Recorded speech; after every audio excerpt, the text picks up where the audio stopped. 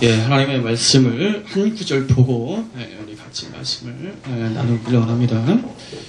예, 우리 마태복음 13장이요. 13장.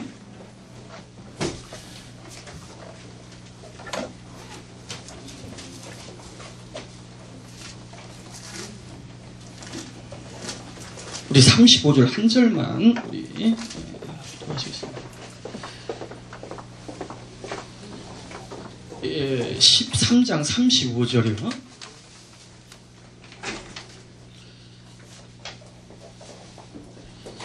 찾으셨으면 같이 합독하기 원합니다.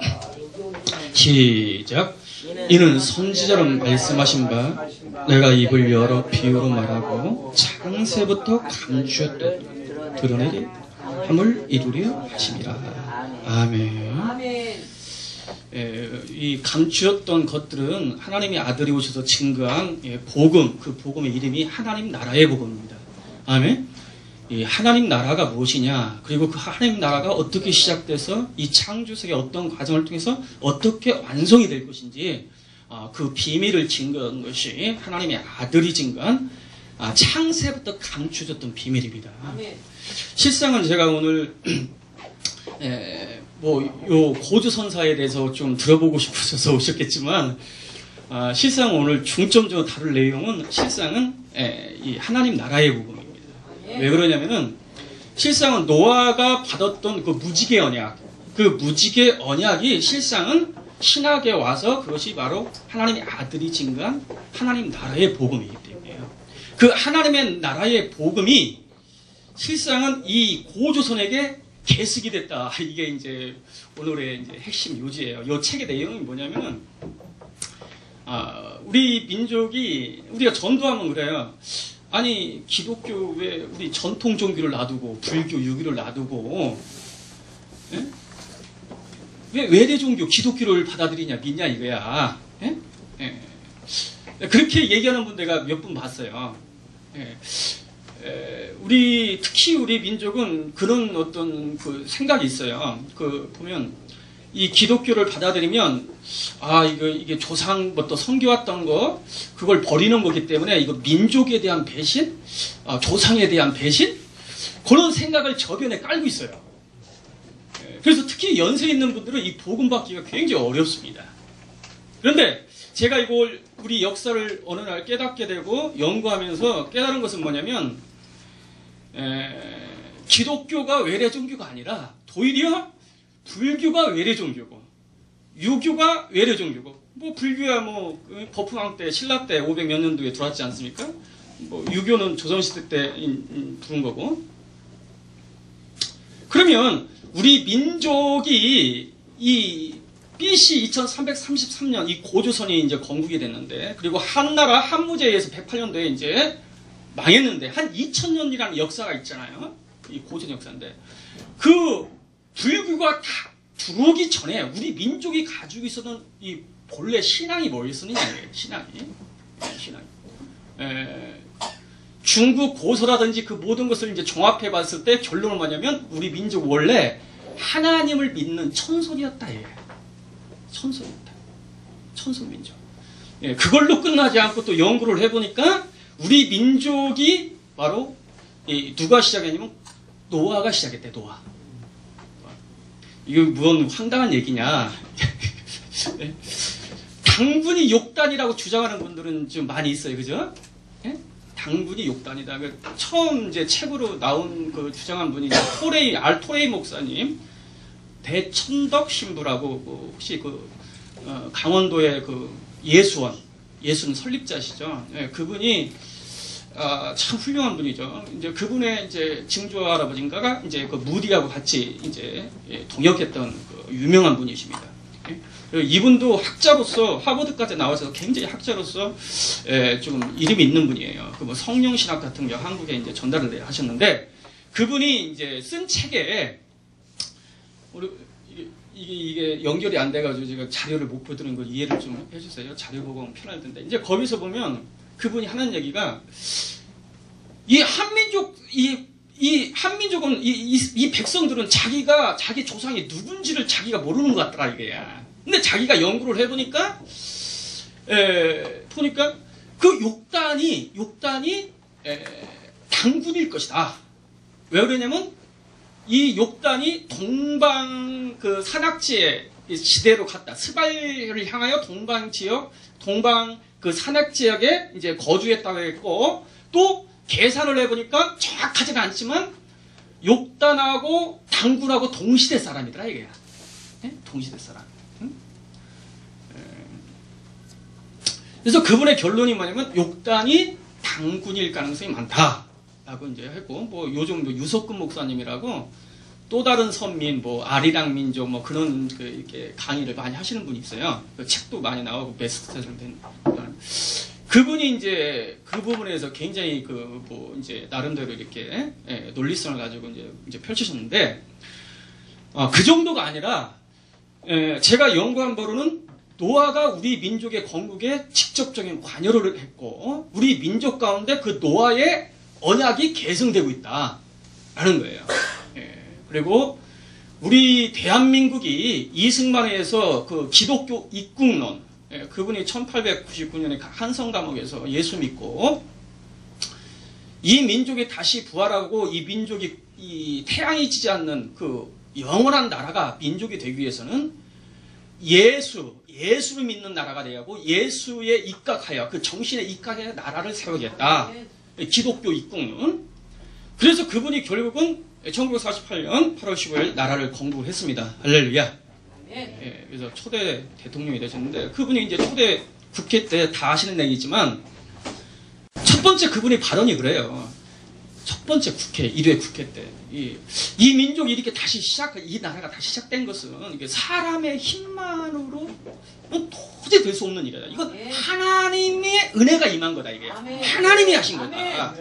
그러므로 목사님 올라오세요. 이렇게 그때 이제 윤 누군가 하여튼 그 국회의원도 하시고 목사님이신데, 윤 누군가 같아요. 이렇게. 그래가지고 그분 올라오시라 해가지고 그분이 다 기립한 가운데서 기도로 시작한 나라가 이 대한민국입니다. 할렐루야. 이게 우연이냐? 그분이 이제 처음에 예수 믿고 기도한 게 제목 중에 하나면 나에게 100만의 기독교인을 주세요. 100만. 근데 그분이 1960년대 하야할 때 우리 대한민국이 성도가 110만이었대요. 할렐루야. 기도. 아니 우리나라가 이렇게 조그만 나라고, 그때 뭐 이승만 대통령 예수 믿을 때는요, 우리 기독교인이요 몇 명 되지도 않았어요. 그런데 우리나라가 건국이 되고 50년도 안 돼가지고 전 세계를 선교를 주도하는 이 조그만 나라가, 할렐루야, 이게 우연이 아니고 원래 우리 민족은 하나님께서 이미 선택한 민족이다 이래요. 선택. 뭔가 이 마지막 시대에 특별히 사용하시기 위해서 하나님이 이 민족을 향한 계획이 있다는 거예요. 그 계획을 우연히 발견한 거야. 우연히. 노아가 우리 민족을 건국했다. 뭐 이게 황당한 얘기지만 이제 중국 고서라든 여러 가지를 이걸 찾아서 이제 하나하나 이제 짚어보겠는데요. 제가 어느 날 TV에서 그 김정민 교수라고 뭐 저기 그 카자흐스탄 교수도 하고 뭐 이렇게 이제 뭐 언어를 7개 또 하신다고 하더라고요. 근데 그분이 이렇게 강의하는데 내가 우연히 뭘 들었냐면은 몽골 사람이 우리 민족을 3가지로 부른다는 거야. 첫 번째 차가운. 이건 백이민족. 우리 희무술 좋아하니까 백이민족을 맞죠. 그다음에 구리훈. 두 번째 구리훈. 고려민족. 우리 고려 후손이니까 고려민족 맞잖아요. 근데 3번째가 중요해요. 몽골 사람이 우리 민족을 향하여 뭐라고 부르느냐면 솔롱고순이라고 하는데, 솔롱고순. 이거 뭐냐면 무지개 민족. 내가 그 얘기 딱 들으면서, 아니 우리가 무지개 하면 뭐 기독교 대번이 노아 떠오르잖아요. 근데 이 몽골 사람이 우리 민족을 무지개 민족으로 부른다는 거야. 우리가 우리를 모르고 있는데 우리에 대해서 무지개 민족으로 부른다는 거야. 이거 참 신기하다.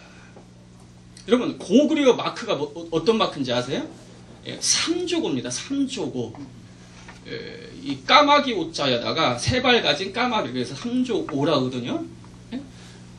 보셨는지 모르겠어요. 마크 보면은요. 까마귀 하면 뭐 떠오르세요?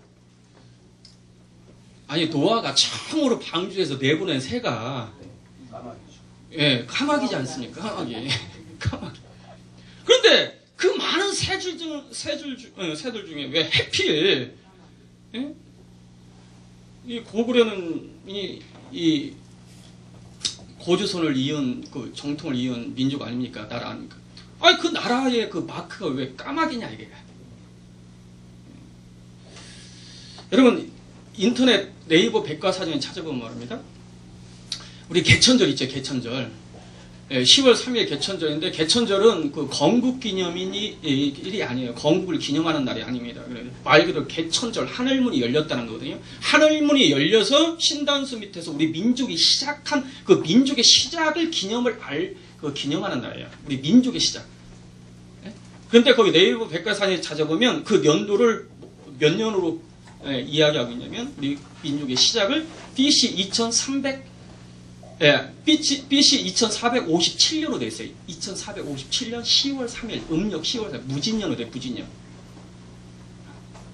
여러분, BC 2457년이 어떤 해인지 알아요? 성경에서 어떤 해인지 아십니까? 성경에서? 노아 홍수 끝난 날이요. 예, 아이고. 우리 목사님 대단하십니다.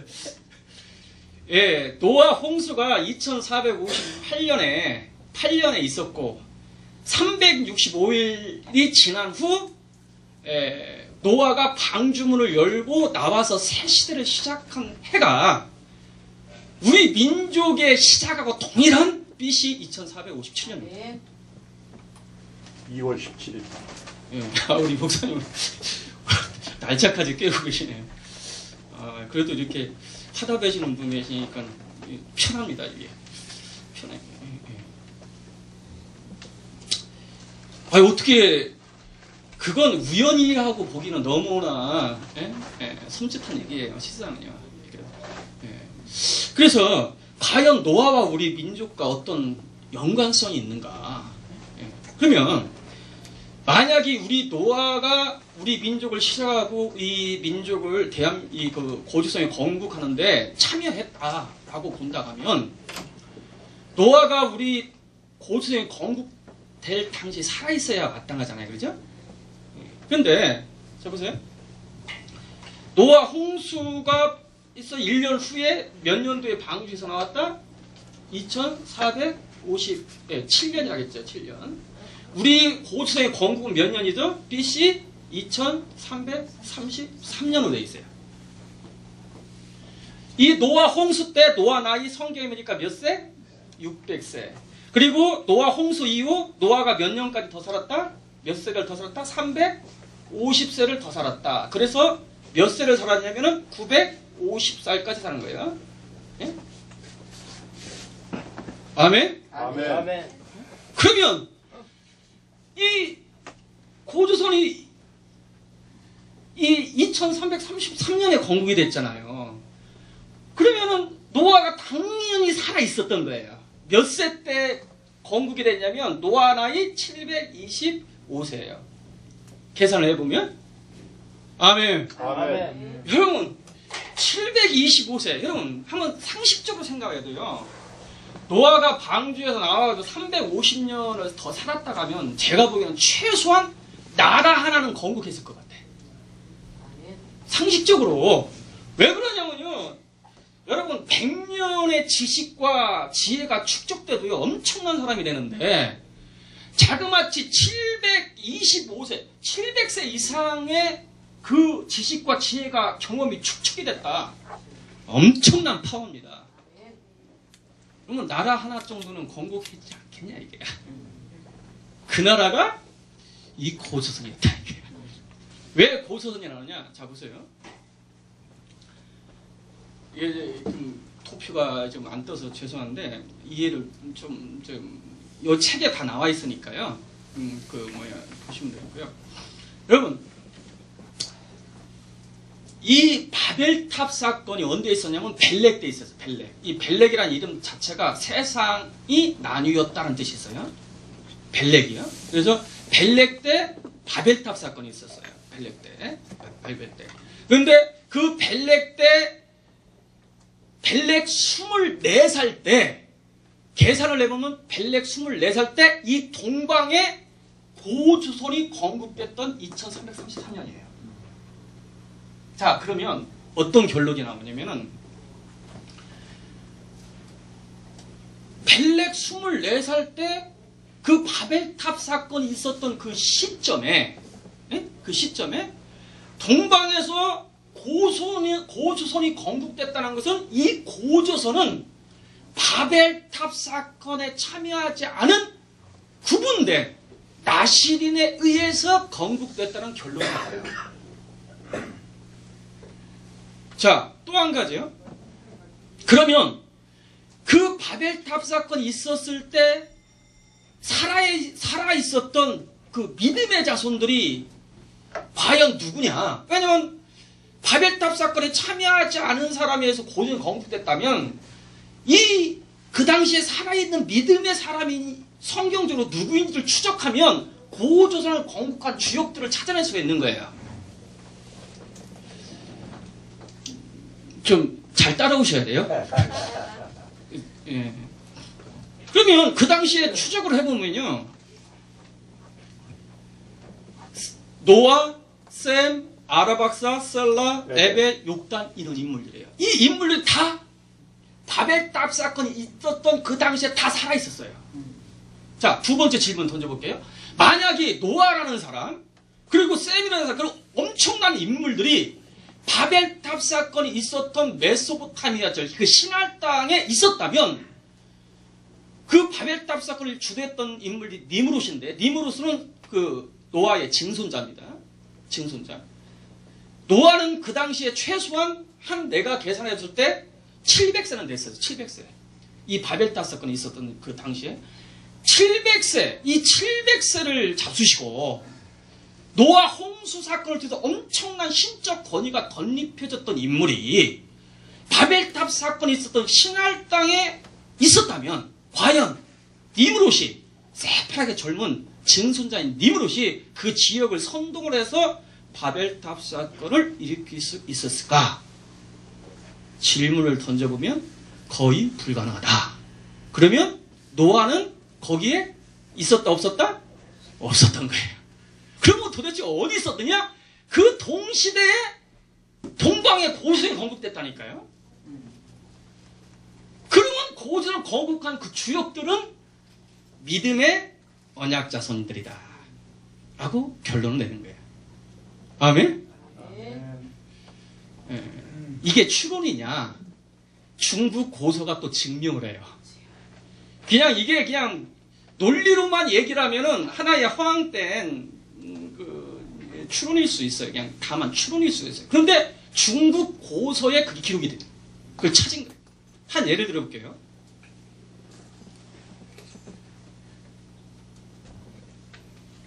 여러분, 테오보키시라는 사람이 있어요. 테오보키시.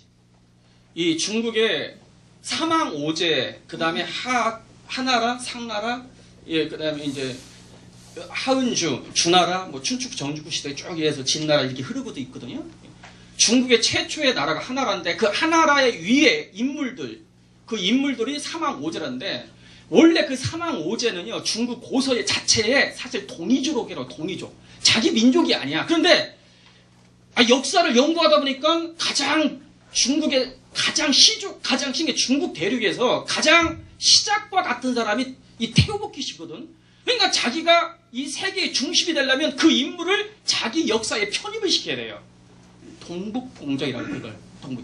원래 중국 고서 자체에 이 사망 오제, 특히 최초의 인물인 그 테오보키시는 동이족 사람이라고 했어요. 동이족 우리 민족이거든요. 예? 예. 그런데 그걸 자기의 그 역사로 편입을 시켜버린 거예요. 예. 여러분 고사변 같은 경우 보면 고사변 테오보키시는 동이족 사람이라고 했어요. 예? 이미 기록하고 있어요. 우리 민족. 근데 그 테오보키시가 산해경에 보면 이 홍수가 세상을 다 뒤덮였는데 유일하게 살아남은 부부가 있는데 그것이 테오보키시와 여아라고 했어요. 여아. 그 테오보키시란 말이 나와요 거기서. 그런데 홍수에 인물이라는 거야. 그러면 태어복귀는 누구겠어요? 당연히 노아겠죠. 노아. 노아. 그죠? 여러분 태어복귀 씨가 노아예요. 노아. 그런데 이 태어복귀 씨가 동이족 사람이라니까요. 우리 한민족이라니까요.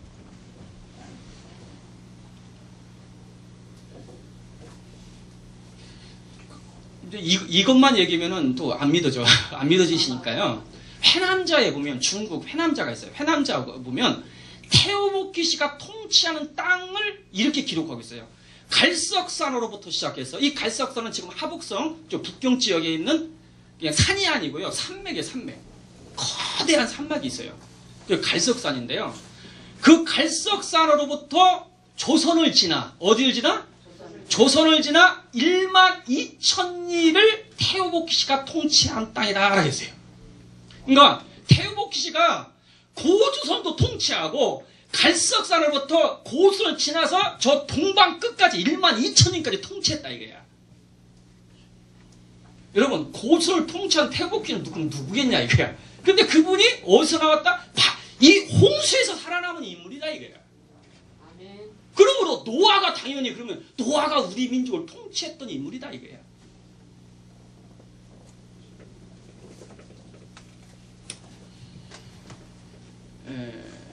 그런데 신기하게도 인터넷을 찾아보면요. 태어복귀 씨와 고조선이 동시대 사람입니다. 같은 시대 사람이라니까요.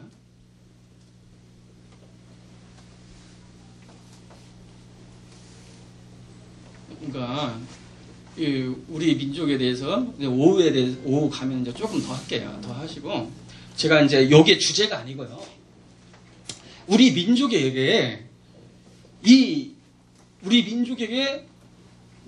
무지개 언약이 포함되어 있다. 무지개 언약이.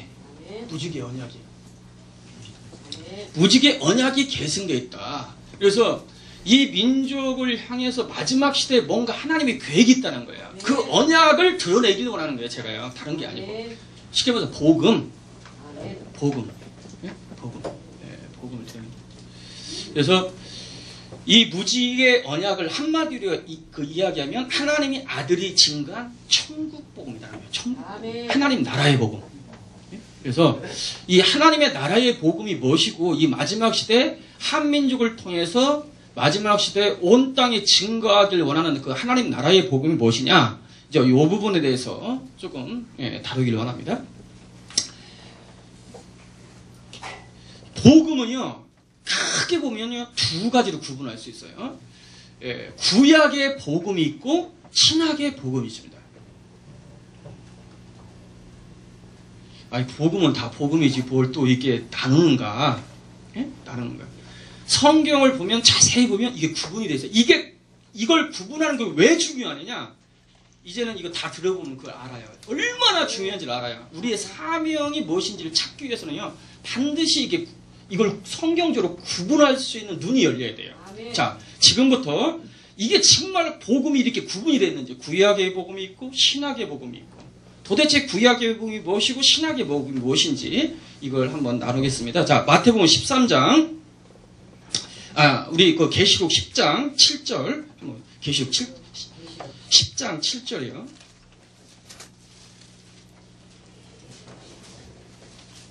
(10장 7절이요)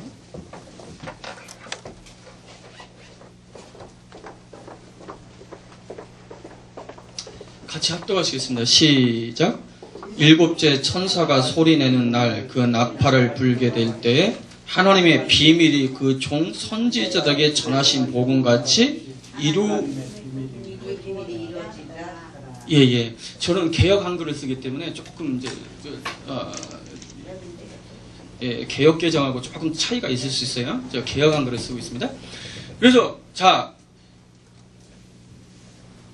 하나님의 일곱째 천사 나팔 부러질 때 그 선지자들에게 전해진 복음이 있다는 거야.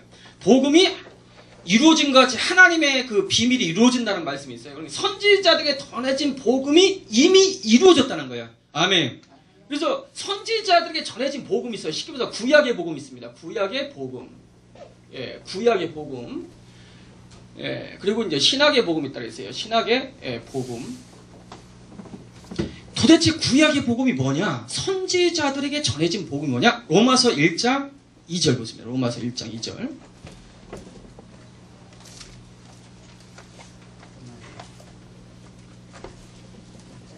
(1장 2절이요)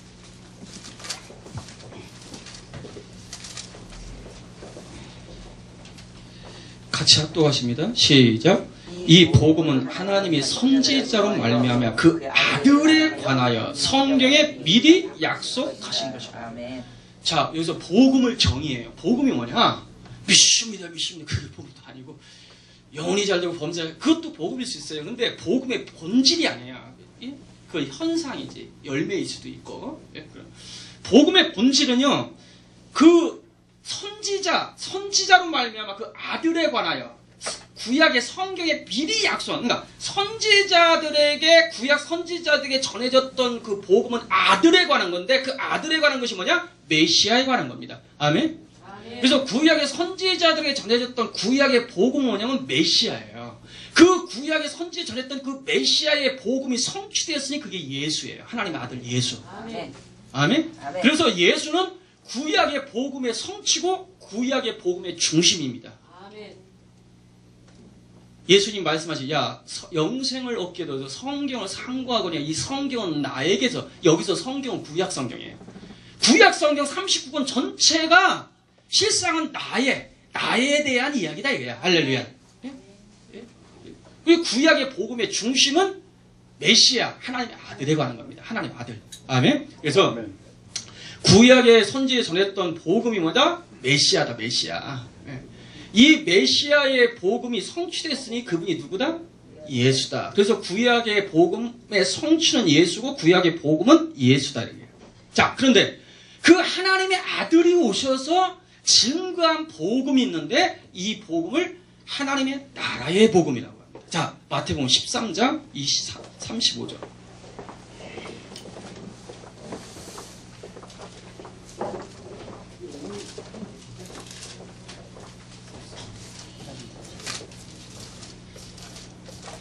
(35절이요) 시작.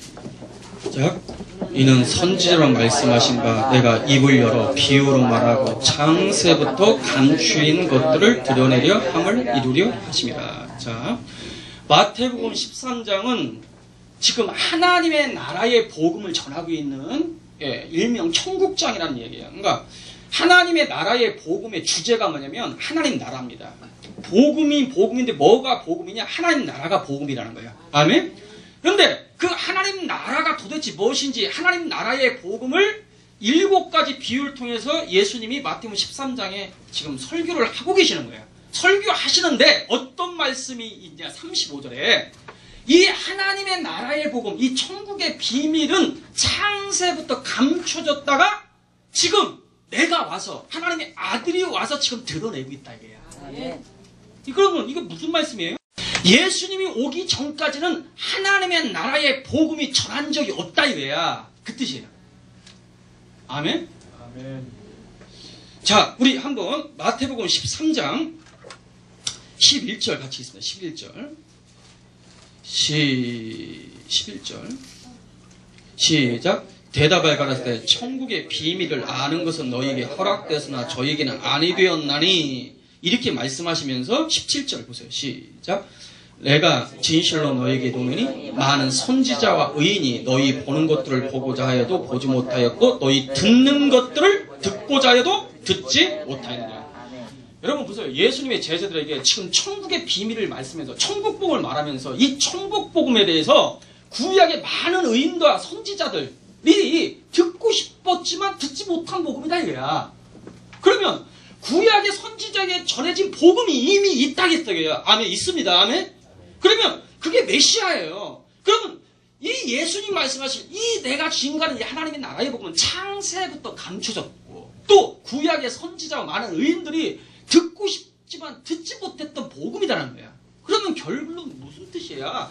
구약의 선지자에 전했던 그 메시아의 복음과 지금 하나님의 아들이 오셔서 증거하고 있는 그 하나님의 나라의 복음은 완벽하게 구분이 되어 있다는 거예요. 받은 게 아니에요. 구분된 거지. 아멘? 그래서 사도들을 보면 말입니다. 복음의 주제가 두 가지예요. 두 가지. 자, 사도행전 28장 가보세요. 28장. 사도행전 28장.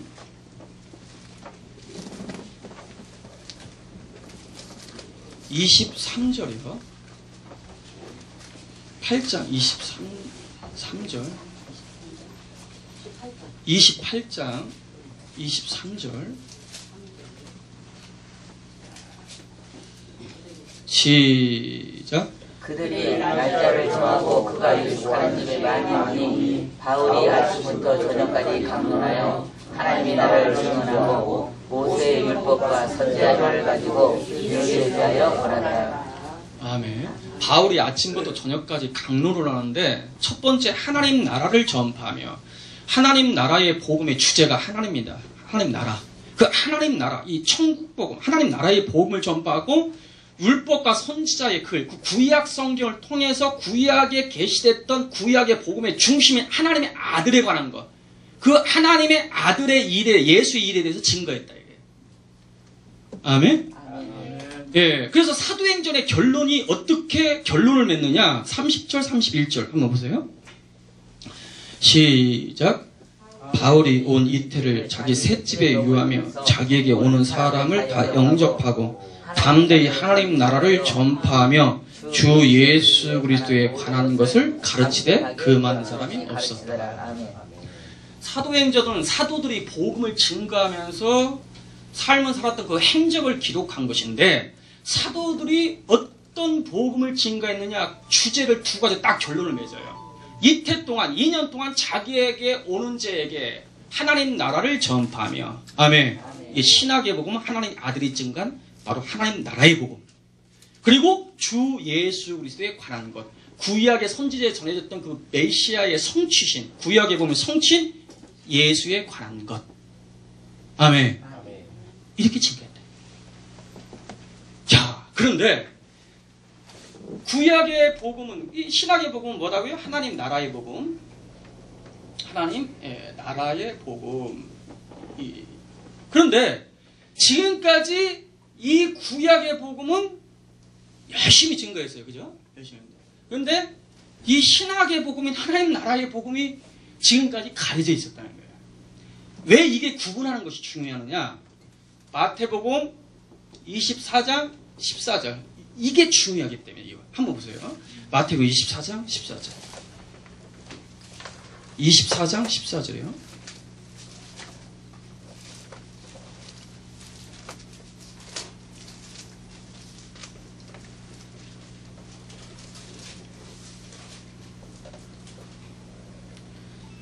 시작. 이 천국이 모든 민족에게 증언되기 위하여 온 세상에 전파되리니 그제야 끝이 오리라. 아멘. 그럼 이 마태복음 24장 14절에 이 언약은, 이 말씀은 이 교회의 사명이고 성교의 목표 아닙니까? 아멘.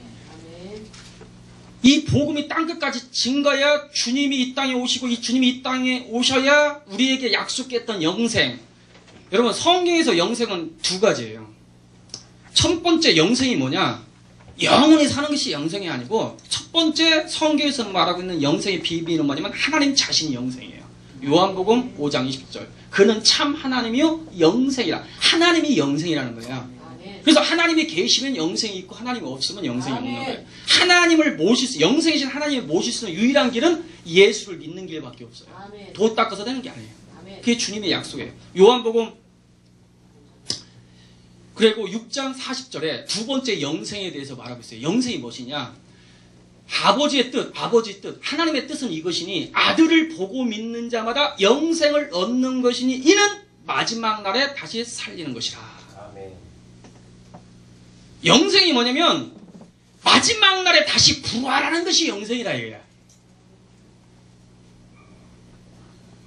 뭐 예수 믿고 죽어서 저기 영계의 낙원에서 영원히 사는 게 영생이 아니고 성경에서 말하고 있는 그건 영지주의적 구원관이에요. 성경에서 말하고 있는 영생은 첫 번째는 영생이신 하나님을 모시는 거예요. 그리고 영생이신 하나님 안에 들어가는 거예요. 그리고 두 번째로는 뭐냐면 바로 부활이에요. 부활. 이 기독교의 부활이 영생이에요. 아멘? 영생은 기독교만 있어요. 부활은 기독교만 있어요. 그 부활을 증명한 분은 세상에 영생에 대해서 다 말할 수 있어요. 어떤 지도자든. 그러나 영생을 증명한 분은 예수님밖에 없어요. 아멘. 역사적으로 예수님만이 무덤문을 열고 나오신 역사 가운데 영생이 무엇인지를 보여준 유일한 분이고 그 약속을 반드시 이루겠다는 증명하신 분이 예수님밖에 없어요. 그래서 그분은 무덤이 없잖아요. 할렐루야. 아멘. 그런데 그 영생, 약속된 영생이 주님이 오셔야 우리에게 실제가 되는 거예요. 아멘? 아멘. 실제가. 영생. 그런데 이 땅끝까지 복음을 증거해야 오실 수 있다는 거예요. 그런데 마태복음 14절에 그 천국 복음을 지금까지 뭘로만 알고 있었냐면 구약의 복음의 성신 예수의 비밀, 예수의 비밀만 온 땅에 증거라면 그때 주님이 오신다 그 생각을 가지고 있었어요. 왜? 천국 복음과 구약의 복음 이걸 구분을 못하기 때문에 똑같이 본 거예요. 지금까지 똑같이. 그게 아니고 주님이 오실 수 있는 유일한 길은 신학의 교회, 신학의 참 이스라엘인 교회에게 예수님이 예언한 신학의 예언이요 신학의 복음인 이 천국 복음을 모든 교회가 깨닫고 증거될 때에 그 언약을 이루시기 위해서 예수님 오신다 이거야. 여러분 수천 년 동안 주님이요 곧 오신다고 다 그랬어요. 어떤 시대는 이 초대교회 시대는 이 로마가 예수님이 재림할 로마를 뒤집고 천년왕국 시작하고 예수님이 왕노릇하는 천년왕국 시대가 시작될 것이다. 그래서 이 로마는 세상 짐승의 나라고 로마의 그 황제는 적그리스도고 곧 오신다. 그 생각을 가지고 있었어요. 안 오셨어요. 루터 종교개혁 시대는 카톨릭이 짐승의 나라다. 그리고 교황은 적그리스도다. 곧 오신다. 아직도 안 오셨어요. 뭐 이제 또 세대주의에서는 뭐 이제 나름대로 뭐 여러 가지 얘기를 하고 요즘 뭐 또 프리메이슨도 나오고 뭐 한때는 뭐 저기 짐승의 나라 뭘로 봤냐면 열발가락 시대. 조용규 목사님 그 얘기를 했잖아요. 열발가락 시대. 유럽, 예? 유럽 거기에 중심에 비트라는 짐승의 세계 모든 사람을 이제 표를 받게 해가지고 통제하기 위해서 가장 슈퍼컴퓨터가 거기 있고 예전에 내가 설교 들었을 때 이제 그런 얘기를 많이 들었었어. 한때 뭐 80년대 안 그랬습니까? 한참 막 그때 그랬었죠. 그래서 거기서 나오는 이후에 이 대표가 되는 거지 적그리스도가 될 가능성이 많다. 근데 이제 아니잖아요. 지나가 보니까 그것도 좀 아닌 것 같아, 그죠? 뭐 요즘 또 프리메이슨 나오다 뭐하고 하면서 바코드 나오고 뭐 짐승 뭐 이렇게 얘기하기도 하는데 제 삼성전 얘기도 하는데 그래서 주님이 곧 오실 때 이렇게 예언도 하고 막 뭐 곧 몇 년도 예언도 하고 몇 번이나 내가 인터넷 들은 거 있어요. 아니더라고. 그래서 주님이 오시는 게 아니고요. 성경의 최종적인 시간표는 말입니다. 신학의 복음이 교회에게 열려야 하고 그 신학의 복음이 모든 교회에게 전파돼야 주님 오실 수 있다는 거예요. 자, 보세요. 세례 요한이 마지막 선지자로서 그 구약의 복음, 선지에 졌던 그 복음, 그 메시아가 오시는 길을 예비하는 그 분으로 이제 성경에 소개되어 있어요. 예? 구약에 예언됐던 그 복음이 성취되는 그 길, 마지막 그 길을 예비하는 분으로서 세례 요한이 소개되고 있습니다. 세례 요한. 아멘. 그러면 세례 요한이 예수님이 구약의 선지에 전했던 그 복음이 성취되는 길, 마지막 그 예수님이 오시는 길을 어떻게 예비했느냐? 예? 어떻게 예비했느냐? 그 예비하는 그 방법을 알면 이 마지막 교회가 신학의 복음이 성취되는 길, 예?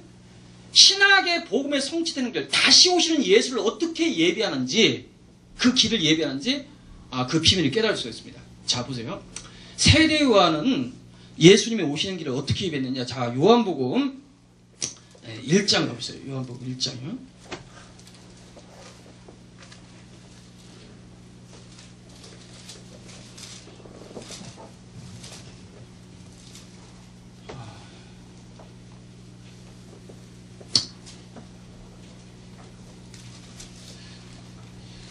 열장에 보니까 세례요한은요, 예수님에 대해서 구약의 선지자인, 구약의 선지자에게 전했던 그 메시아가 오시는 길을 어떻게 예배했느냐?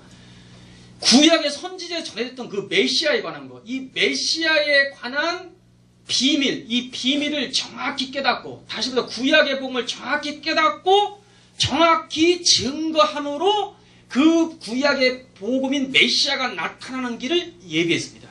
이게 핵심이에요. 자, 이 세례 요한은 메시아의 선지자에 전했던 그 메시아의 비밀, 구약의 복음을 세 가지로 정리를 했는데, 첫 번째, 하나님의 아들, 하나님이다. 두 번째, 세상 죄를 지고는 어린 양이다. 구속주, 어린 양이다. 세 번째, 그는 물로 세례를 베푸는 양. 나는 물로 세례를 베푸는, 그는 불과 성령으로 성령 세례를 베푸는 분이다. 성령 세례. 이것이 구약의 선지자에게 전해진 복음, 메시아에 관한 복음의 핵심 비밀입니다. 그 핵심 비밀을 깨닫고 증거함으로 구약에 전해졌던 그 메시아가 나타날 수 있는 그 길을 예비한 겁니다. 여러분, 이스라엘 백성들은요, 수천 년 동안 메시아에 관한 소식을 들었고 소망했지만, 메시아가 누구고 왜 오시고 무엇을 위해 오시는지요, 그 목적, 메시아에 관한 정확한 본질적인 복음을요, 정확히 깨닫지 못했어요. 첫 번째, 이스라엘 백성들은 예수가 구약의 메시아, 오시는 메시아가 하나님이라는 그 관념이 없습니다. 지금도 마찬가지예요. 그 위대한 어떤 선지자가 와가지고 자기 백성들을 뭐 이렇게 해방시켜가지고 뭐 민족적인 구원 뭐 그런 관념을 가지고 있지, 하나님이 사람이 되어서 오신다는 그 개념이 없습니다. 수천 년 동안 메시아에 관한 소식은 듣긴 들었는데 복음의 본질을 못 깨닫고 있다는 거예요.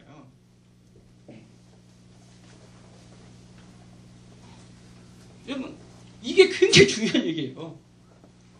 우리 한번 요한복음 1장 보겠습니다. 요한복음 1장 30절 같이 읽으세요. 30절 시작.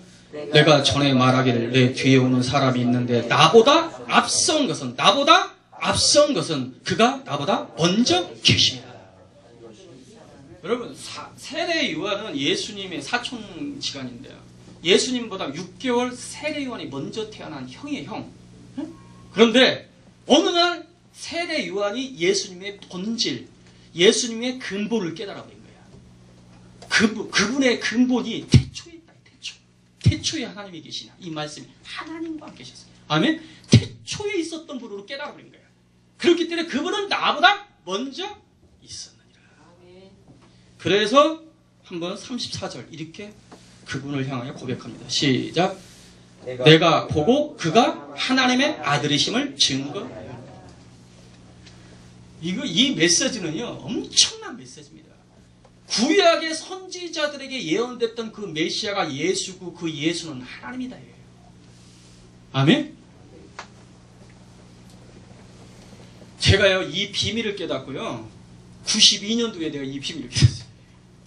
예수가 하나님이라는 사실에 대해서 이걸 깨닫는 순간 하나님과 나의 모든 어떤 죄의 문제, 관계 회복, 구원의 문제 완전히 해결됐습니다. 이 메시아가 하나님이라는 것, 예수가 메시아고 이 메시아는 예수가 하나님이라는 사실, 십자가에 달리신 분이 하나님이라는 사실을 깨닫는 순간 하나님과 나의 사이에 모든 담이 다 흐려져 버렸어요. 88년부터 신학을 했어요. 죽음 앞에서 제가 이 고등학교 다니면서 병이 걸렸어요. 폐결핵이 너무 심해가지고 호흡곤란 오고 막 기억력이 얼마나 상실됐는지 내 이름을 내가 기억을 못해. 친구들 이름을 말할 것도 없고, 내가 그때마다 그래서 전체회장 했으면 전체회장이 반 학생들 이름을 몰라. 기억이 딱 떠오르질 않는 거예요. 와, 황당하다. 기억력이 완전히 그냥 망가져버렸어요. 입에서 각혈이 나오고, 갑자기 호흡이 숨이 안 쉬어지니까 막 그 경기를 일으키면서 막 떼굴떼굴 죽고. 그러니까 죽음 앞에 딱 와보니까 두 가지 생각이. 참, 인생은 참 허무한 거구나. 너무 허무한 거예요. 먼지와 같은 거예요. 정말. 그러니까 내가 죽으면 어느 누구도 일대만 지나도 나를 기억해 줄 사람 없습니다. 내가 이 땅에 존재한 거를 기억해 주는 사람이 없다니까요. 그렇게 허무한 좀 제가 나더라고. 그 허무함이 밀려오는데 숨 넘어가기 전에 내가 죽겠더라고요. 그 허무감이 너무 이 눌림이 너무 커가지고 너무 커요. 야, 두 번째로는 죽음 너머에 대한 그 공포감. 이야, 이루 말할 수 없어요.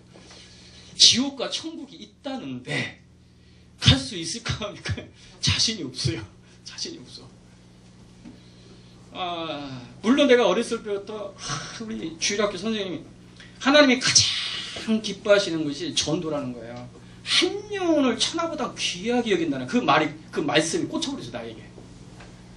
이거 한 영이 얼마나 귀하면 이 우주보다 한 영혼이 더 귀해? 야, 이게 보통 가치 있는 게 아니구나. 하나님을 가장 기쁘시게 하는 거구나, 이게. 그래서, 내가 커서 목사가 되겠다.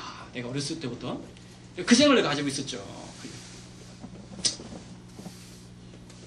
근데, 죽음 앞에 오니까, 그러니까, 영원한 것은 하나님이 나를 기억해 주는 거. 그거밖에 영원한 게 없더라고요. 내 부모도 죽음 앞에서 나를 위해서 어떤 걸 해줄 수가 없고, 한계가 있는 거예요. 영원히 나를 붙들어 줄 수도 있는 것도 아니고. 그러니까, 내가 하나님을 위해서 산 것, 하나님이 기억해 주는 것만이 영원한 거야. 할렐루야. 그것만 참이야. 다른 건 허상이야. 보니까 허상. 아무 가치가 없어. 그래서 이 길을 가야지. 그래가지고 하나님 살려주세요. 해서 이제 신앙을 한 거 아닙니까? 88년도에 신앙했는데 그런 죽음의 사선에서 신앙했기 때문에 추구하는데 생명 걸은 거예요. 아무것도 안 보여 다른 게. 왜? 하나님만이 유일한 가치가 하나님께 있으니까 그것만 보이는 거예요. 그래서 하루에 내가 10시간씩 5년 동안 기도했다니까요. 그런 걸 안 기도하고 눈 뜨고 있으면 성경 보고 아멘. 전도하고 하나님 대대로 싶어서 내가 5년 동안 호주머니에 돈 가지고 있는 적이 없었어요. 있으면 헌금하거나 주거나 책사거나. 교회에서 봉사하는데 내가 사례비 준다고 안 받는, 장학금 준다고 안 받는다고. 어느 날 명절이 돼가지고 목사님이 그래도 내려가도 고기 한 근이라 사가지고 내려가야 되지 않냐. 그 봉투에다 주더라고요. 그것도 못 받겠는 거예요. 내가 감히. 내가 하나님의 그 사랑인데 이걸 받는다는 게 내가 용납이 안 되는 거예요. 용납이 안 돼. 그것도 거절했다니까. 지금 주면 대본이 받아요. 집이 가정이 있으니까 나 혼자 살 때는 그렇게 하겠는데 가정이 있으니까 안 되더라고요. 나야 사명 받아서 가겠지만 그건 아니더라고. 또 열심히 주문 받으세요. 그것만 의의가 아니야. 내가 살아보니까 또 돼. 그런데 그렇게 열심히 했어요. 열심히 하는 뜻대로 살려고 열심히 하는데 100% 안 사라지는 거예요. 하나님 뜻대로 100% 살고 싶은데 100% 안 사라지는 거예요. 내가 얼마나 큰 죄가 있었던 게 아니라 그렇게 말씀을 많이 읽고 하다 보니까 더 민감해져, 내 아내가. 그러니까 조그만 죄도 용납을 못하는 거예요. 이 마음에서 조금이라도 뭔가 떠오르는. 완전한 삶을 살아야겠어, 내가. 그런데 수준이 그냥 너무 성경에 보세요. 왼수가 속을 거두죠. 누가 꾸꾸절한 거절하지 마. 그대로. 여러분, 누가 송사해가지고, 그러니까 시끄러워 고소해가지고 재산 뺏으려고 하면 같이 맞짱 뜨지 마. 다 줘버리라는 거야. 아니, 그러면 여러분들, 그렇게 하면은 지옥 간다는 거야. 응? 여러분, 지금 재산 있으면 다 지옥 갈 사람이에요. 내가 보기에는. 성경대로 하면 마태복음 5장부터 읽어보세요. 난 그대로 하려고 그랬어요. 정말. 너는 쉬지 말고 기도하기 때문에 그 말씀을 문자대로 그대로 받아가지고 쉬지 않고 기도하지 않으면 지옥 간다고 생각했기 때문에 눈 뜨면 그냥 계속 기도하는 거예요. 내가 책 읽으면 성경 읽으면서 기도하고 전도하면서 기도, 무의식이라도 계속 기도합니다. 한순간에 빠져. 그냥 무릎 꿇고 기도하는 것이 보통 뭐 몇 시간 되니까 기본. 어떻게 집중했는데 새벽에 기도하다 보면 방학 때 되는 눈 떠보면 새벽 낮 2시야. 얼마나 집중했는지. 눈 뜨니까 내가 금식하고 싶어서 금식하는 게 아니라 눈 떠보니까 그냥 아침도 지나가고 점심도 지나가고 그렇게 열심을 태로 살았는데 안 되더라고요. 안 됐을 때 오는 이 마음의 그 고통이라는 것은 이루 말할 수 없어요. 오라 공고한 자라 이 사망의 벗어 누가 나를 건져내라. 마음은 하나님의 법을 내 육신은 죄의 법을 이 마음의 법이 육신의 법이 마음의 법을 이기는도다. 오라 공고한 자라 이 탄식이 그냥 절로 나와요. 하나님 죽겠어요. 그냥 나오더라고요. 그래서 로마서 7장이요. 그 심정을 알아요. 그 심정까지 들어가려면 하나님 뜻대로 한번 살아봐야 돼요. 정말로 생명 걸고 살아보면 그 고백이 그냥 나와요. 아, 인간의 행위로는 율법의 의로는 절대 구원받을 수 없구나. 절망 가운데 그대로 들어가 버립니다. 한번 살아보시면. 네. 근데 인간에게는 희망이 없다. 라는 결론이 나와요. 결론이 나와요. 5년을 살아봤어요, 제가. 5년을. 근데 92년 6월 달에 성경 이렇게 읽다 보니까, 그러니까 5년 동안 그렇게 안 되니까 두 가지, 결과적으로 두 가지가 와요. 첫 번째는 죄의식에 사로잡힙니다, 죄의식. 그래서 9월에 확신을 완전히 다 잃어버려요. 하나님이 나를 버렸나? 내가 이 정도 했으면 뭔가 뒤집어지고 자빠지든지, 뭐 꿈속에서 뭔가 보여주든지 뭐였는데, 이게 아닌 거야. 그리고 이 기도 생활 조금 하니까 귀신이 알아져요. 이 귀신의 존재가 너무나 민감한 거야. 응? 너무나 민감. 근데 아무리 해도 이 귀신을 완전히 끊어낼 수가 없는 거야. 이 귀신을 완벽하게 처리를 못하겠는 거야. 뭐 아무리 부흥회 가고 신학서 뭐 책 찾고 목사님이 하라는데도 뭐 피 발라오고 성령이 하나님 말씀을 가져보라 해가지고 기도회는 이루 나갈 수 없다 다 해봐서 다 뭐 피 발라보라 뭐에다 다 해가지고 열심히 다 해봤는데 완벽하게 안 되더라 이거야. 안 되더라. 그러니까 너무 고통스럽더라. 그러니까 그런데 92년 6월달에 성경을 이렇게 읽다가 묵상을 하는데 빛이 왔어요. 빛이. 복음의 빛이. 그게 성령이 너희에 오시면 내가 너희 이름 말을 생각나게 하실 것이고 이 말씀이 나에게 성취가 된 거야. 네. 와, 짧은 순간인데 내가 좀 자질구레한 거 질문이 있었어요. 뭐, 왜 하나님이 계시면 안 보여줄까?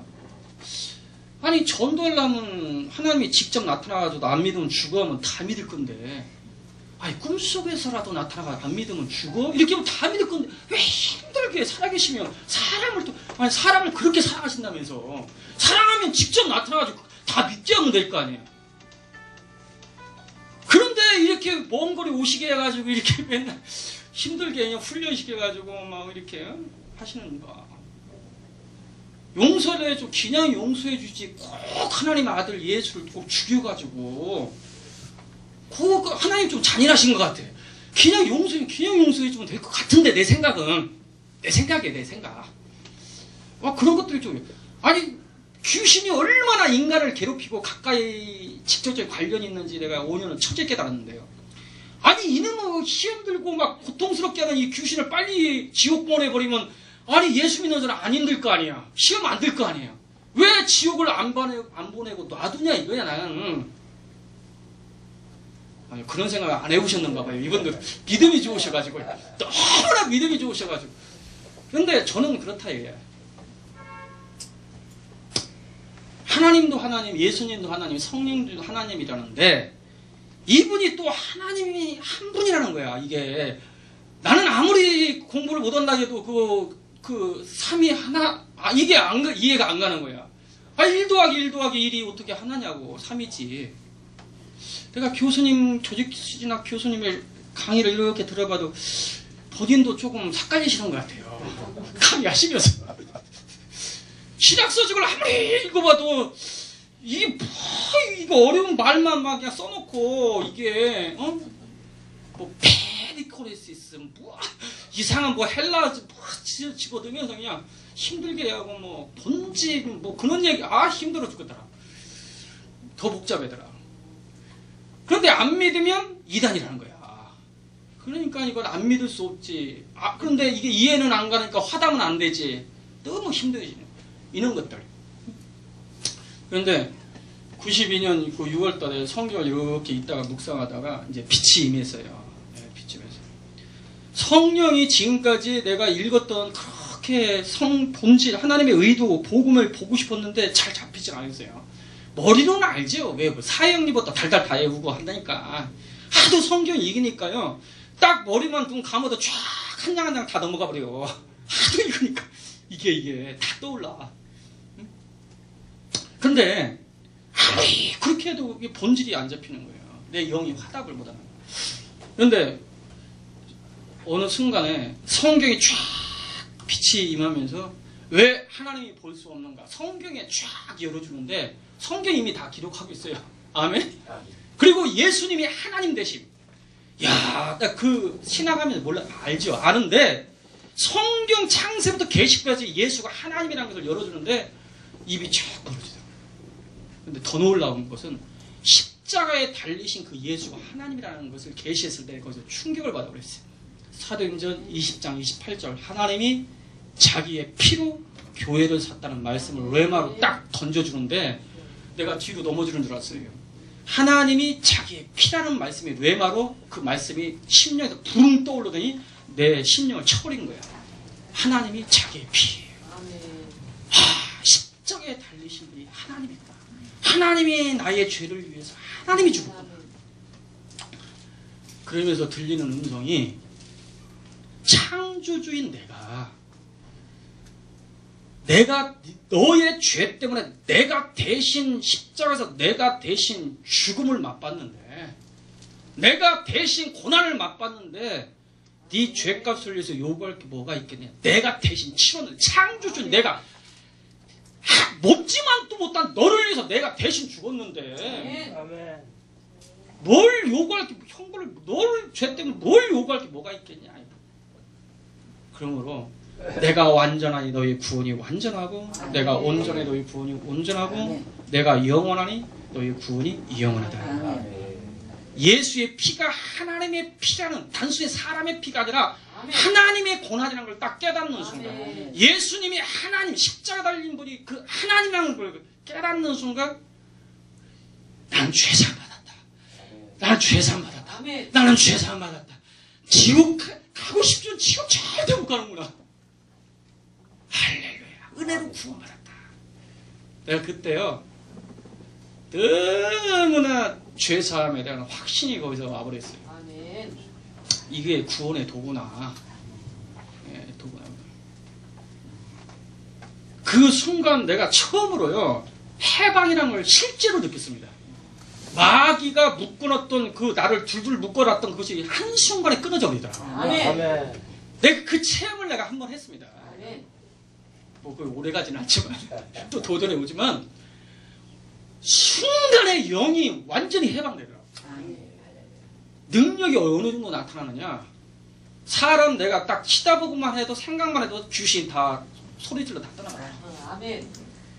내가 생각만 하고 내가 스치고만 지나가도 귀신이 다 떠나가 버려요. 아멘. 얼마나 강력한가. 내가 그래서 내 전도사니까 그 사역을 못하고 내가 여기 좋은 교회 있을 때 여기 백마 여기 좋은 교회가 있어요. 예전에 그것도 전도사장을 했었어요. 예전에 여기 백마역 지금 교회가 이름 바뀌었어요. 그때 한 400명 됐었는데 그거 여기 고향 있는 분은 아실 거예요. 그분이 뭐 고향 그 총회 그 회장도 하셨으니까. 그렇죠. 그때 여기 초창기 여기 이제 아파트 들었을 때 그때 이제 저기 능곡인가 있다가 이쪽에 왔었어요. 한 400명 되신.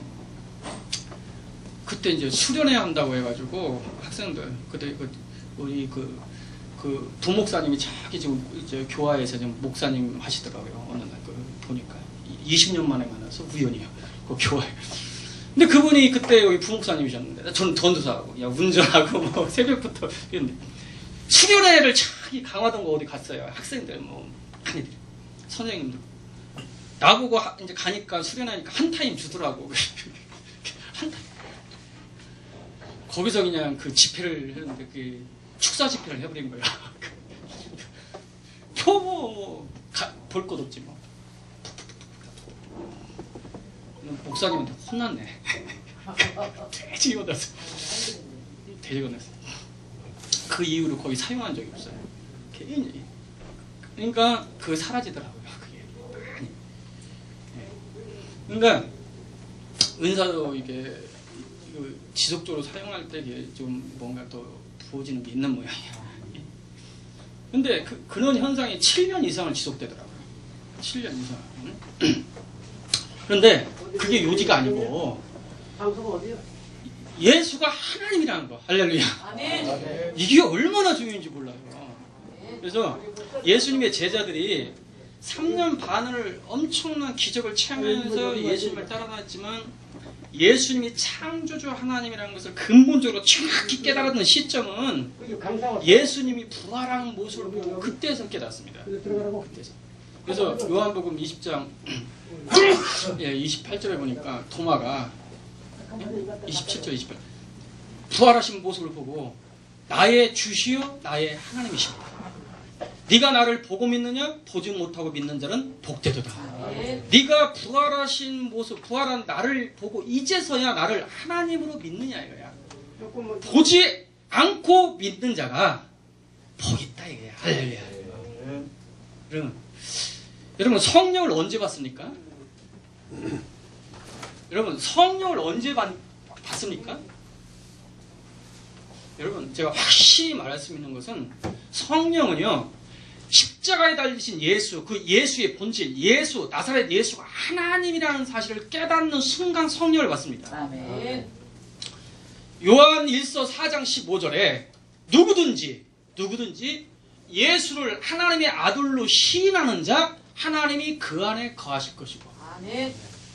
여러분 성령을 통해서 하나님이 우리 안에 거하십니다. 믿으시면 하면 아멘. 또 그가 하나님 안에 거하리라. 누구든지 조건이 없습니다. 예수를 십자가에 달리신 예수를 하나님으로 정말로 깨닫는 자 하나님의 영이 그 안에 내주어 봅니다. 아멘. 자 그러면 질문을 던져볼게요. 예수님의 제자들이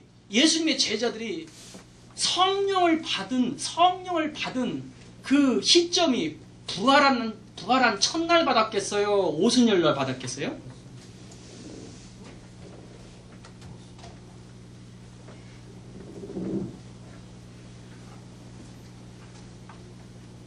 대부분이 오순절날 성령 임했다고 생각하잖아요.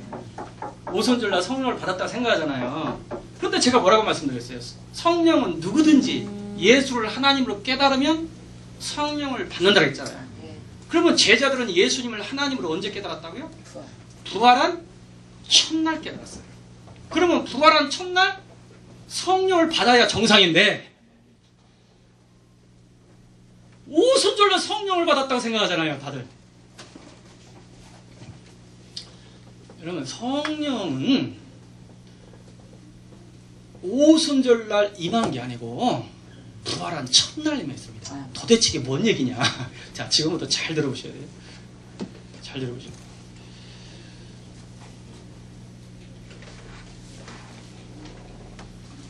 예수님이 부활한 첫날 마리아가 그 무덤에서 예수님이 부활하신 모습을 보고 너무 놀라가지고 예수님을 덥석 만질라고 했을 때 요한복음 20장에 마리아가 나를 만지지 말라 내가 아직 아버지께 올라가지 아니했느니라.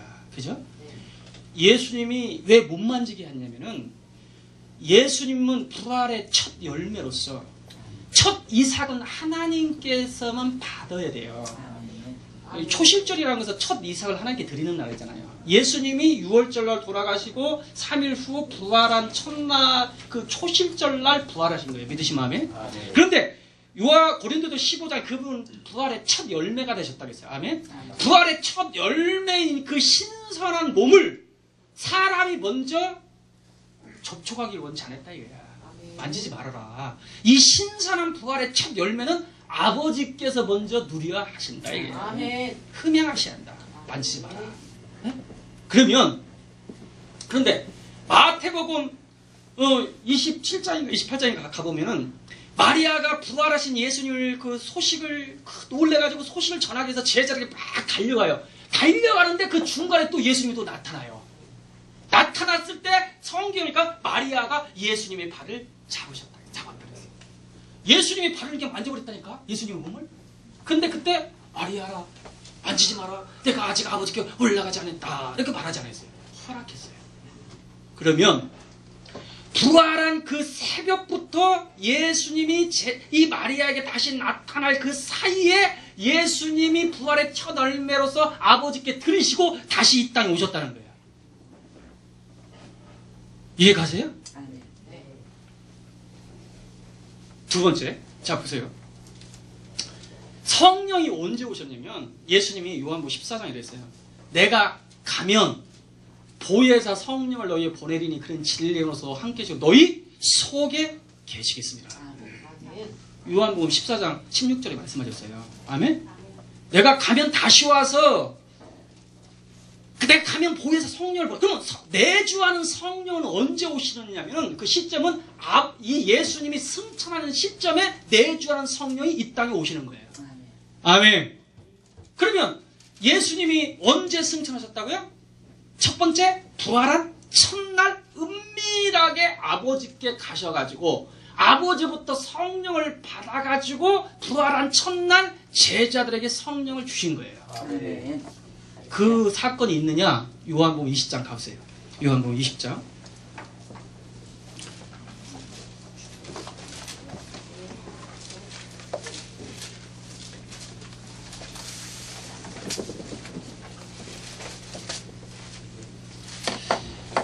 자, 20장 다 피셨으면 19절 보세요. 19절. 시작. 이날 곧 안식구 첫날. 자, 안식구 첫날은 부활한 날을 가리킵니다. 아멘. 저녁 때. 언제? 저녁 때 제자들이 유대인들을 두려워하고 모인 곳에 문이 닫혔더니 예수께서 오사 가운데 서서 가라사대 너에게 평강이 있을지어다. 자, 22절 시작. 이 말씀을 하시고 저희를 향하여 숨을 내쉬며 가라사대 무엇을 받으라? 여러분, 성령을 받으라 했으면 받았겠어요? 안 받았겠어요? 받았습니다. 받으라 했으면 받았지. 예수님이 성령을 받으라 했잖아요. 지금 성령을 주면서 받으라 했겠지. 뭐 주지도 않고 받으라 했겠어요? 아멘. 그러면 안식 후 첫날 부활한 그 저녁에 바로 예수님의 제자들은 성령을 받아들인 거예요. 아멘. 그러면 부활한 첫날 내주하는 성령이 제자들에게 임해버린 거예요. 아멘? 그러니까 예수님이 제자들이 예수님이 부활하신 모습을 딱 보는 순간 영으로 이미 딱 감지를 해버린 거예요. 아, 저분은 하나님이구나. 그냥 감지를 하는 순간 예수님은 기회를 놓지 않고 성령을 받으라 하신 거예요. 이게 구원이에요. 이게 영생이에요. 영생. 영생은 오래 시간 걸려서 영생을 얻는 게 아니에요. 여러분, 구원은 오래 성령은 오래 막 40일 금식해가지고 받는 게 아니에요. 거듭나는 성령은, 중생의 성령은 바로 예수, 십자가에 달린 예수를 하나님이라는 그 빛이 딱 임하는 순간 하나님은 기회를 놓치지 않고 그 영이 싹 자리 잡아버려요. 할렐루야. 영이 거듭나버려요.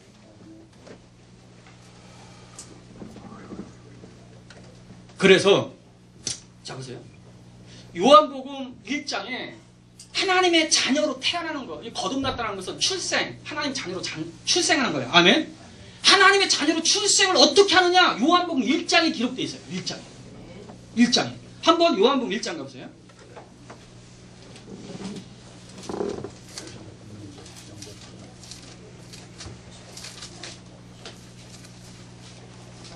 자, 12절, 13절 잘 아는 얘기입니다. 12절, 13절 요한복음 1장 12절, 13절 시작. 영접하는 자, 곧 그 이름을 믿는 자들은 하나님의 자녀가 되는 권세를 주었으니 이는 혈통으로라 육종으로 사람의 뜻으로 나지 않냐고 오직 하나님께로 난 자들이라. 자, 하나님께 난 자, 하나님으로부터 출생하고 하나님의 자녀가 되는 그 방법이 나오는 자, 영접하는 자, 곧 그 이름을 믿는 자가 있어요. 자, 영접하는 거 믿는 거는 하나입니다. 아멘. 그런데 예수를 누구로 믿고 누구로 영접할 것인가, 그것이 핵심이에요. 핵심. 그 예수를 누구로 영접할 것인가, 그 내용, 그 비밀이 요한복음 1장 1절에서 11절까지의 내용이에요. 자, 한번 보세요. 1장 10절 보세요. 10절 시작. 그가 세상에 계셨으며 세상은 그로 말미암아 지은 바 되었으되 세상이 그를 알지 못하였고 자기 땅에 오매 자기 백성이 영접하지 아니했으나. 자, 보세요.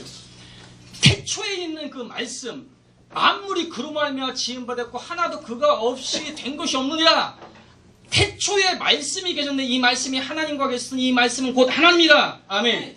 그 하나님이신 창조주가 자기 백성들 가운데 왔는데 자기 백성들이 이 예수를 창조주로 태초에 있는 하나님으로 깨닫지 못하고 또 영접지 않고 오히려 배척했더라 이거야. 그러나 창조주 예수를 창조주 하나님으로 알고 태초에 있는 하나님으로 알고 깨닫고 믿는 자, 영접하는 자 하나님의 자녀가 된다 이거야. 아멘. 여러분, 구원의 길이요 다른 게 아니에요. 십자가에 달리신 예수가 창조주 하나님이라는 그 진리가 구원을 얻는 키고 아멘. 문이고, 그 진리가 하나님을 모실 수 있는 유일한 열쇠예요. 열쇠. 아멘. 이것이 구약의 복음의 핵심이에요. 첫 번째 핵심. 그런데 이스라엘 백성도 그걸 깨닫지 못한 거예요. 메시아가 하나님이라는 걸 깨닫지 못해요. 근데 세례 요한이 그걸 정확히 깨닫고 아멘. 그는 나보다 먼저 있었다. 하나님의 아들이라고 증거해버린 거예요. 할렐루야. 아멘. 이야, 놀랍죠. 한번 로마서 9장 5절 한 구절 더 찾아봅니다. 이 확신을 가져야 돼요. 로마서 9장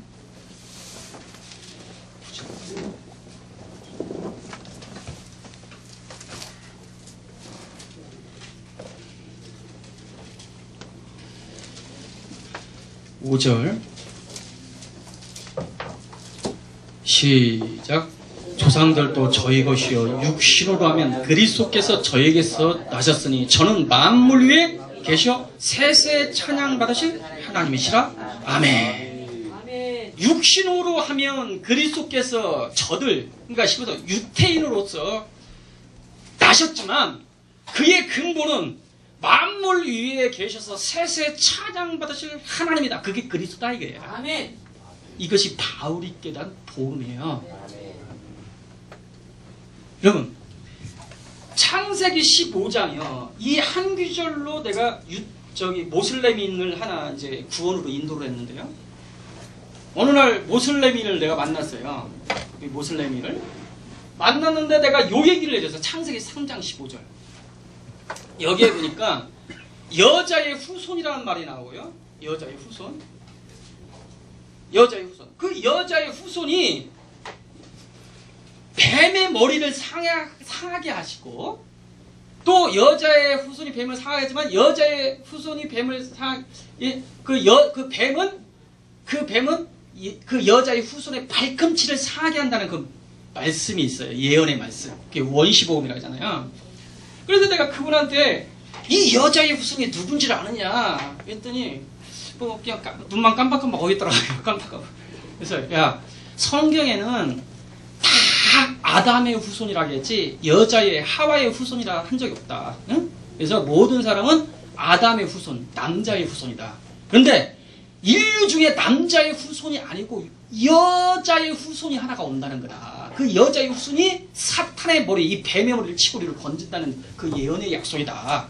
그 여자의 후손이 누군 줄 아느냐. 그래서 이제 마태복음 1장을 내가 펴줬죠. 야, 여자의 후손이라는 것은 남자의 씨로 말미암아 태어나지 않고 순수한 처녀의 몸으로 성령으로 잉태된 분을 예언하고 있는 거다. 그분이 바로 예수다. 라고 했어요. 예수다. 그랬더니 눈이 그냥 이분이 띄어지더라고. 띄어져. 그러면서 그런데 그 뱀이 여자의 후손을 발꿈치를 상하게 한다는 그 말씀이 무슨 뜻이냐. 그래서 요한복음 13장 2절을 내가 열어줬어요. 요한복음 13장 2절.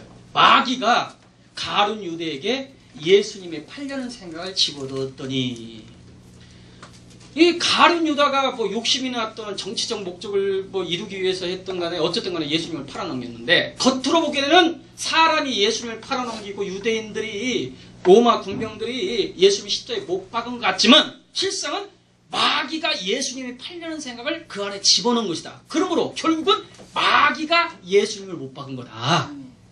아멘. 아멘. 창세기 3장 15절에 사탄이 여자의 후손을 발꿈치를 사게 한다는 것은 그 여자의 후손을 십자가에 못 박을 것을 예언하고 있는 것이다. 그 예언이 성취됐는데 그것이 예수다 이거야. 아멘. 내가 그 얘기를 해줬더니 이분이 손뼉을 팍 치면서 이걸 몰랐네, 이걸 못났네, 모습을 우리 모습의 형제들에게 이거 다 알려줘야겠다고, 이거 다 알려줘야된다고 막 어떻게 할 줄을 모르더라고. 할렐루야. 아멘. 그 자리에서 예수님을 영접하고 안수받고 아멘. 구원을 받았어요. 할렐루야. 구원을 받았어요. 그런데 이 여자의 후손이라는 의미가 어떤 의미냐면 사람의 씨로 말미암아 태어나지 않고 하나님이 사람으로 성령으로 말미암아 사람으로 오신다는 그 예언입니다. 이게 아멘. 할렐루야. 그분이 예수입니다. 아멘. 그 예수. 아멘. 아멘. 이 예언이 이미 구약의 예언이 성취가 됐다. 아멘. 구약의 복음이 성취가 된 거야. 하나님이 처녀의 모태로 이 땅에 오셔서 십자가에서 죽으실 것이다. 어린 양이 되실 거다. 아멘. 그래서 시간이 몇 시까지 해야 되죠? 30분까지? 자, 혹시 잊어버릴 싶어가지고 오해할까 싶어가지고 그러면 오순절날 오신 성령 무슨 성령이냐? 이걸 좀 이해를 하셔야 돼요. 그죠? 네. 아니 그럼 부활한 첫날 풀면 요한복음 20장에 성령을 받으라 했으면 성령 받은 거예요. 그럼 성령이 내주면서 임했는데 또 오순절날 또 성령이 또 임했다. 이게 좀 삭갈리잖아요. 그러면 이게 무슨 정도냐? 한 가지 질문을 던져볼게요. 예수님이 침례받고 요단강에 올라오실 때 하늘에서 비둘같이 예수님께 임하셨다겠는데 그러면 요단강에서 침례받고 올라오실 때 성령이 예수님께 임했는데 그러면 그 전에는 예수님 안에 성령이 안 계셨느냐? 안 계셨을까요? 당연히 계셨겠죠. 안 계시면 삼일체가 이게 완전히 다 무너지는 거예요. 예수님이 이미 성령으로 잉태하시고 아멘? 아버지와 아들은 만세 전부터 함께 계시고 할렐루야. 계셨죠 당연히. 그러면 침례받고 올라오실 때 임한 성령은 도대체 무슨 성령이냐? 그것은 내주하는 성령이 아니고 사역을 위해서 위에서 입히는 성령입니다. 그래서 성경을 자세히 보면 위에서 입히는 성령이 있고 내주하는 성령이 있고 여러분 구약의 뭐 다윗 같은 경우는 침상을 띄우면서 눈물을 회개하면서 침상을 띄우고 회개하면서 하는 얘기가 여호와의 신을 나에게서 거두지 마옵소서. 그러면 구약 사람도 성령을 받았나? 성전을 지을 때 성령에 감동된 사람에 의해서 성령에 감동돼서 성전의 기구를 만들었잖아요. 그러면 성령은 예수님이 십자가에 죽고 부활한 이후에 성령이 임한 건데 그러면 구약에 또 성령이 오셨다는 건 도대체 뭐요? 이게 삭갈린단 말이에요. 이게. 그래서 심지어 구약에도 이 내주하는 성령을 받았다는 분들도 있고 그러면요 예수 그리스도의 복을 완전히 희석시키는 것입니다. 여러분 내주하는 성령 하나님을 모실 수 있는 유일한 것은요 십자가의 피 예수님이 십자가의 죽음으로 휘장이 찢어짐으로 하나님이 우리가 하나님 안에 들어가서 물이 흘린 거예요. 다른 길이 없어요. 구약에는요 성령을 받은 적이 없어요. 실상은 내주하는 성령이 임한 게 아니라 위에서 그냥 덮이는 역사가 있었던 거예요. 아멘? 덮이는 역사. 사역을 위해서. 그래서 오순절날 부활한 첫날 임한 성령은 내주하는 성령, 우리 영과 연합하는 성령이에요. 아멘? 그리고 오순절날 임하는 성령은 사역을 위해서 입히는 성령이에요. 깨닫기 바랍니다. 그래서 부활한 첫날 은밀한 승천을 통해서 은밀한 내주하는 성령, 거듭나는 성령을 우리에게 부어주셨고 호흡하는 성령. 할렐루야. 성령을 받아라. 그리고 40일 후에 500명이 보는 가운데서 감람산에서 승천하실 때 그건 공개적 승천이에요. 무슨 승천? 공개적으로 보는 사람 앞에서 승천하시면서 약속된 성령은 누가복음 24장에 나옵니다. 내가 가면 약속한 성령, 아버지가 약속한 성령을 너 보내니 예루살렘을 절대로 떠나냐. 그 아버지 약속한 성령이 입히기까지. 뭐하기까지? 입힌다. 개역 한글에서는 입힌다는 표현을 썼어요. 그것이 성경적으로 원어에 가깝습니다. 입히다. 위에서 덮다는 거야. 내주가 아니에요. 그러니까 공개적으로 떠나실 때 이미 성령 받은 부활한 첫날 거듭난 성령, 내주하는 성령을 받은 제자들에게 뭘 약속하냐면 입히는 성령을 약속하신 거예요. 할렐루야. 그래서 10일 후에 그들이 열심히 기도했을 때 오순절날 바람 같은 소리 있어. 아멘. 불꽃 같은 것들이 있어. 각 사람의 이마에서 그들이 성령 충만을 받아 방언은 말이에요. 물론 내주하는 성령과 입히는 성령을 동시에 받을 수가 있어요. 네? 그러나 대부분이 처음에 예수 믿을 때는 이 사람이 믿었는지 안 믿는지 겉으로 표시가 잘 안 나. 왜냐면 은사 같은 게 잘 안 나타나니까. 네? 그러나 우리가 조금 열심히 기도하고 하다 보면 은사가 나타나요. 할렐루야. 아멘. 그것은 거듭나는 성령이 아니에요. 예? 열심히 기도했기 때문에 은사가 났으니까 난 구원받았다. 은사가 안 나타났으니까 구원 못 받았다. 이게 아니에요. 아멘. 거듭나는 것은 하나님 값없이 주시는 하나님 선물입니다. 할렐루야. 근데 전투하려면 이제는 훈련병으로서 제가 훈련을 해야죠. 할렐루야. 아멘. 열심히 영적 전투, 기도도 영적 전투 하면서 은사를 개발을 해야 돼요. 할렐루야. 아멘. 이 은사를 덧입어야 돼요. 계속. 차이점이 있다는 걸 말씀드리고요. 자, 그러면 첫 번째 구약의 복음의 비밀을 깨달았습니다. 아, 이게 구약의 복음의 핵심이 메시아인데 그 메시아, 그 선지자에 전했던 메시아의 복음이 성취된 예수다. 예수는 그리스도시고 하나님의 아들이다. 이게 첫 번째 핵심이다. 아멘. 이것을 누가 증거했다? 세례 요한이 구약의 복음의 비밀을 증거했다. 두 번째, 보라 세상죄를 지고 가는 어린 양이다. 유대인들은 메시아에 대한 소식을 들었지만 메시아가 와서 죽는다는 개념이 전혀 없습니다. 그들은요, 다윗의 일은 영원한다고 생각하기 때문에 그 메시아가 오면 죽는다는 개념이 없어요. 그런데 이미 창세기 3장 15절부터 발꿈치를 죽는다 이거야. 아멘?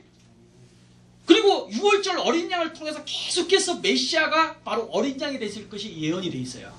그런데 유대인들은 눈이 어두워져서 메시아가 세상죄를 위해 죽으러 오신다는 그 사실을 모르고 있었다 이거예요. 복음을 완벽하게 눈이 가려져 있는 거야. 성경을 달달 외우고 있는데 그것만 관심이 없어. 그런데 세례 요한이 눈이 열려가지고 그걸 본 거야. 아멘. 그는 하나님인데 하나님이 세상죄를 위해 죽는다 이게야. 하나님 어린 양. 이 두 마디가요 엄청난 복음입니다. 할렐루야. 그 결과로 성령을 세례로 베푼다 이거야. 할렐루야. 아멘. 요한복음 1장 보세요. 요한복음 1장.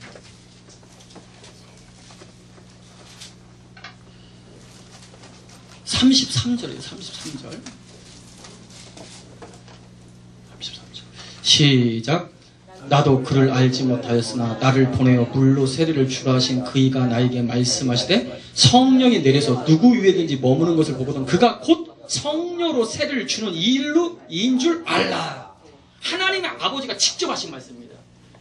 하나님의 아버지께서 그 예수를 누구로 알기를 원하시냐면 성령으로 세례를 베푸는 분, 그 목적을 가지고 오셨다는 걸로 이 구약의 메시아를 그렇게 깨달아라 이거예요. 할렐루야.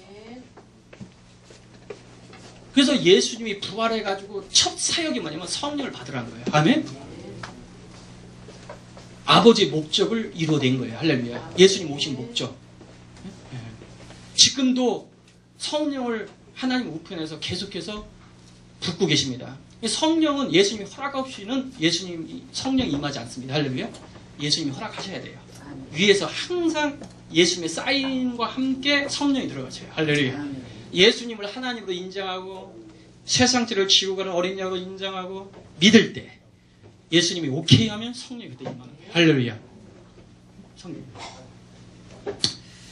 이 세례 요한의 세 번째 메시지입니다. 이것이 구약의 선지자였던 메시아, 구약의 복음의 핵심을 정확히 깨닫고 증거함으로 구약의 복음인 메시아가 나타날 수 있는 그 길을 예비한 거예요. 그와 같이 신학의 참 이스라엘인 교회가 하나님이 아들이 증거하고 예언한 신학의 복음을 지금요 까맣게 모르고 있어요.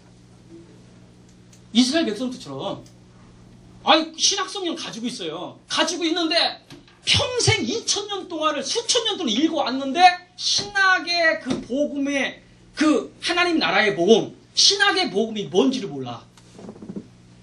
천국이 뭔지를 모르고 천국 복음이 어떤 과정을 통해서 이루어지는지 모르고 잠깐. 그런데 세례 요한처럼 이 마지막 교회가 이 신학의 복음, 하나님의 아들이 증거한 하나님의 나라의 복음을 정확히 깨닫고 증거하는 그 시대가 도래할 거라 이거야. 할렐루야. 그 시대가 어디로부터 열리느냐? 이 동방의 히브리인, 바로 이 한민족으로부터 시작된다라는 것이 아멘. 제가 빛을 본 거예요. 아멘. 신학의 복음. 도대체 그게 무지개 민족에게 있었던 마지막 사명이다 이거야. 아멘? 그래서 시간이 다 갔기 때문에 오후에는 도대체 신학의 복음이 뭐냐, 이 하나님 나라의 복음이 뭐냐, 예, 이 부분에 대해서 한번 좀 다루기를 원하고요. 예, 그리고 잠시 기도하고 목사님 나오실 때까지 우리 주여 삼창 보고 말씀 약속 잡고 한번 기도하겠습니다.